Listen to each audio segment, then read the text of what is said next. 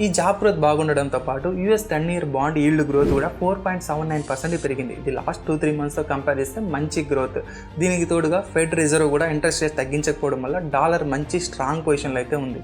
మనందరికీ తెలుసు John 20న Donald Trump గారు యూఎస్ ప్రెసిడెంట్గా ప్రమాణ స్వీకారం చేస్తున్నారు. సో ట్రంప్ యొక్క పాలసీస్ ఎలా ఉంటాయంటే ద గ్రేట్ అమెరికాకి సపోర్ట్ చేసే విధంగానే ఉంటుంది. కాబట్టి ఇండియా లాంటి గ్రోయింగ్ కంట్రీతో కంపేర్ చేస్తే అమెరికాలో ఎక్కువగా గ్రోత్ ఆపర్చునిటీస్ ఉండడం వల్ల ఎక్కువ మంది ఇన్వెస్టర్స్ని యూఎస్ మార్కెట్స్ అనేది అట్రాక్ట్ చేస్తుంది. సో దీనివల్ల మీరు తీసుకుంటే ఫారెన్ ఇన్స్టిట్యూషనల్ ఇన్వెస్టర్స్ FIIs అంటారు.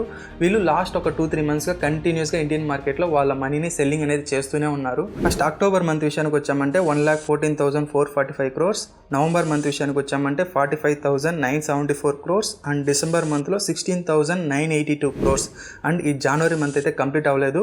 ఈరోజు జాన్ 15th, ఈ రోజు వరకు 38,916 crores. సో వీటన్నిటిని మీరు టోటల్ చేశారంటే ఆల్మోస్ట్ 2,16,000 crores వస్తుంది. సో ఆల్రెడీ ఈ అమౌంట్ని వాళ్ళు ఇండియన్ మార్కెట్ నుంచి తీసుకెళ్ళిపోయారు. దీనికి ఈక్వల్గా డొమెస్టిక్ ఇన్స్టిట్యూషనల్ ఇన్వెస్టర్స్ అంటే మ్యూచువల్ ఫండ్స్ అంటారు. సో వాళ్ళు దానికి ఈక్వల్గా బై చేస్తున్నప్పటికీ ఇండియన్ మార్కెట్ని పైకి పుష్ చేయలేకపోతున్నారు.